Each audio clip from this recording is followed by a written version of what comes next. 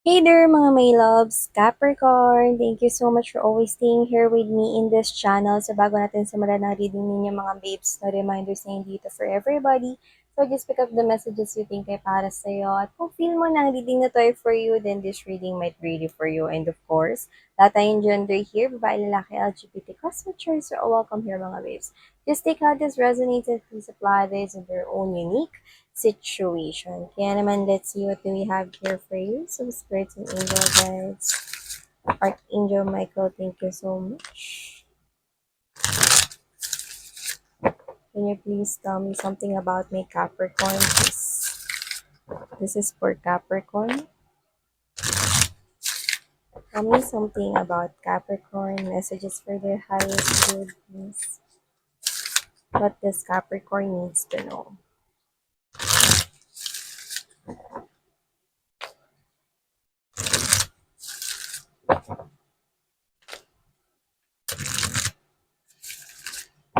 Okay, so let's see. Ano ba mga mensahe for you guys? Okay.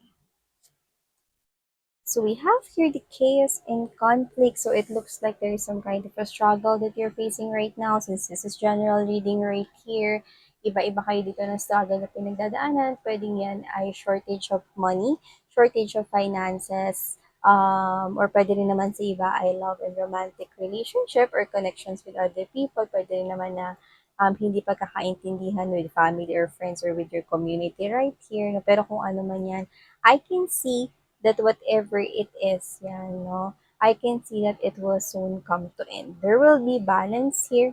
There will be an exchange here of peace and serenity because I'm seeing number 33. I can see balance after this chaos, after this conflict right here. Meron ditong pagpapatawaran, whether that's um a friend, a family member, someone makaalitan or nakaalitan, argumento, pwedeng hindi pagkakaintindihan, pagkasalungat ng mga ninanais at kagustuhan, I can see that ending at the end of the day. Okay, I'm seeing ceasefire. Magkakayos kayo kung sino man yan. Kung sino man yan na parang um, hindi kayo okay right now, I can see that because I'm seeing that banderitas right in there and the strong angel number 333.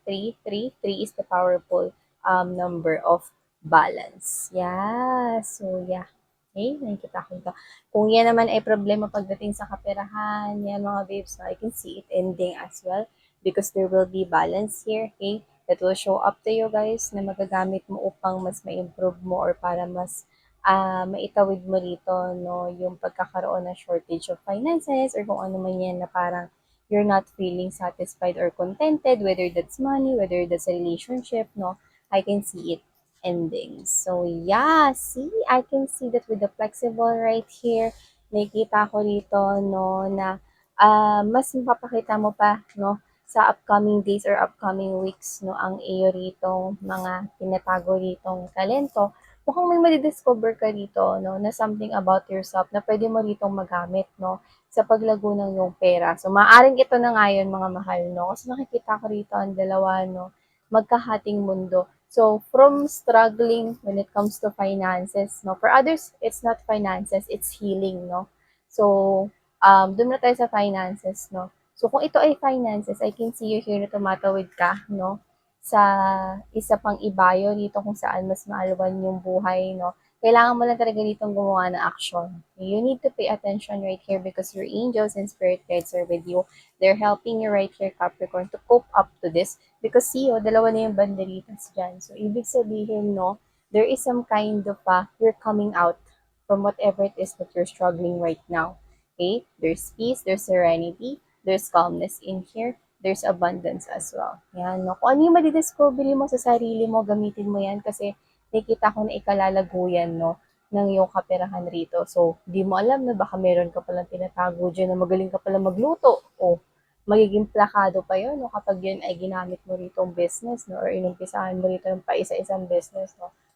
Alam mo, kung ano man yan mga babes, so nakikita ko rito na ikakaunlad yan ng money mo. See, number 19 is right here. When you add it up, you'll get number 10. 10 is the number of endings yet new beginnings right here. So whatever the case may be, I'm seeing a lot of greeneries right here. Fresh new start yan, no? After ito sa struggling na to, kaguluhan na to, no? At kung yan naman ay connection with other people, no? Yan ay healing naman.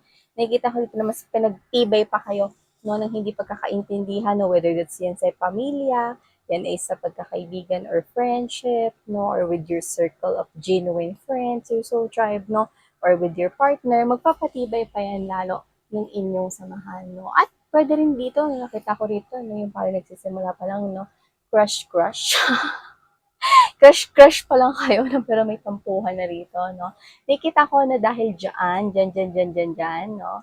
Yan na ang magiging hudyat, no? Na papunta na yan, no? Sa, ayan na, palalim mas seryoso itong connection. So, see, mas naging maganda pa nga na daanan yan, mga babes, na para dito sa pagbabagong ito. Yeah, so see, truth be told you right here. So, yun nga yung naisipaalam sa inyo ni Universe right here na yung mga pagbabago na yan. You've got number 14. 14 could be significant to you, but 14 means number 5 here. Because when you add 1 plus 4, you'll get 5. And 5 is the powerful number of change. See?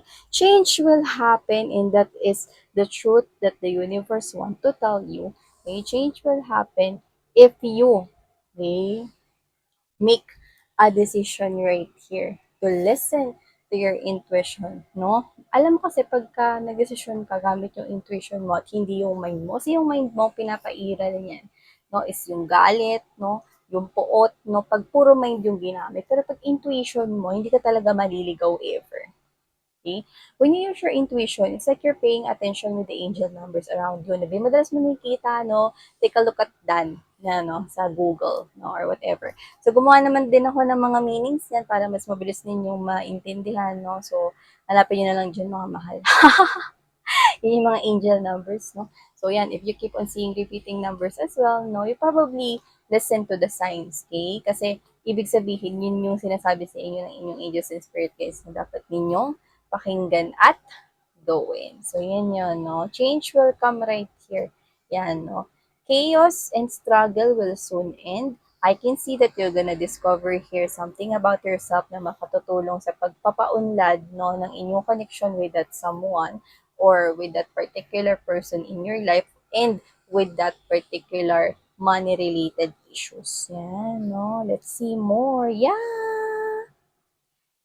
Alam mo, yung iba, no, matagal na kayo na may gulo niyan, no, or matagal na kayong hindi okay talaga. Yung iba pwede nag-uusap pero may samaan pa rin ng loob. I can see that it will get fixed. Regardless of who that person is. Hindi lang yan pang ex mo, no, kundi pwedeng meron ka ring tao rito na masama yung loob mo sa kanya, no, to the point na parang yung iba nakalimutan nyo na lang masama yung loob mo sa kanya kasi tagal na lang lumipas, no, or di na lang kayo bigla nag-usap rito kasi yung huli naman ninyong connection is nag-away lang kayo, no, I can see it, no, that you will be in a very peaceful situation with whoever is this. I can see that this person, especially kung matagal mo na yan, nakaaway or kaalitan, oras na para magkabati kayo niyan.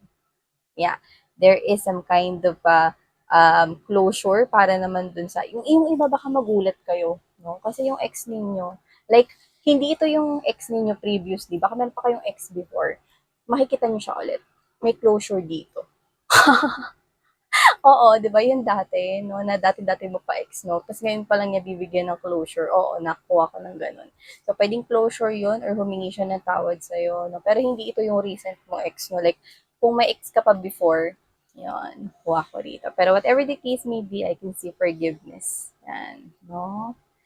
Okay, so yeah, you're manifesting here with the imagine, no? Imagine with the flexibility, no? Manifest mo rito, no? Isang mas magandang koneksyon dahil dito, pagsubok lang kasi yan, test lang yan, no? Away, gulo na yan, no? Argumento, no? Or shortage, test lang yan rito para rin masukat mo, no? Especially kung money-related naman para sa iba. Para masukat mo rito, no? Kung hanggang saan ba dito yung limit mo. Kasi parang tinuturuan din kasi yung iba sa inyo na paano pa ba mas maging maganda ang paghahawak ng financial management right here.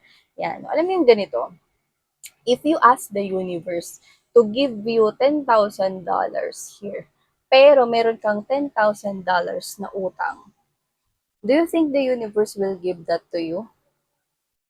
Who says yes? Okay?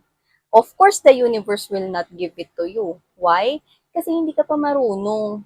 'Di ba? To handle that money, kailangan ka pa nila ritong tulungan na mahasa yon. Kasi if they're gonna give you that $10,000 and you're asking that $10,000 pero may utang ka pa dating $10,000, no? Hindi dahil yun yung isa sapak mo or ibabayad mo, no, sa utang mo, the universe will not give it to you. So sometimes the universe will not give to you what you want, okay? Kasi they know that you're not ready. So example yon. The universe knows when is the time that you're ready right here. So the universe will also help you if this is somewhat financial para sa iba, no? They're gonna give you what you want, but they're gonna train you how. Because they want you to save more. They want you to manifest here growth of finances. Yeah, if this is an issue or money matter right here for you, Capricorn. So yeah, that's what I'm getting for you guys. And yeah, with the wire right here, I'm picking up that this is you. Maybe you're thinking right here na parang, ay bakit nga, ito yung pinag-usapan natin, no? Ay bakit hindi pa ito ibigay sa akin ni universe, ready naman ako. Look deep within yourself.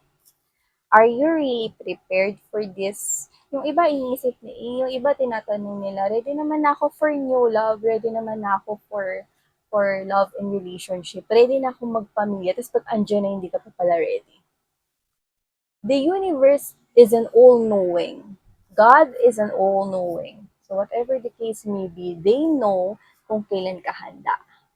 Kaya nga, dapat maging handa ka, maging positibo, sanayin, i-training ang sarili, at maging bukas sa mga pagbabago at mga oportunidad upang mas mapaigi at mas mapabuti ka dito dahil ang lahat ng ito ay isang bahagi ng plano, no, upang tuluyan na nilang ibigay sa'yo ang lahat ng mga ninanais mo. So yeah, okay? You will know the truth. Ang nilalaman rin kasi ng librong ito ay ang truth. Ayan, no? Kita mo yung libro, pahawak na kayo dyan. So, ibig sabihin, you will probably know the truth. Why of all of these things right here is happening?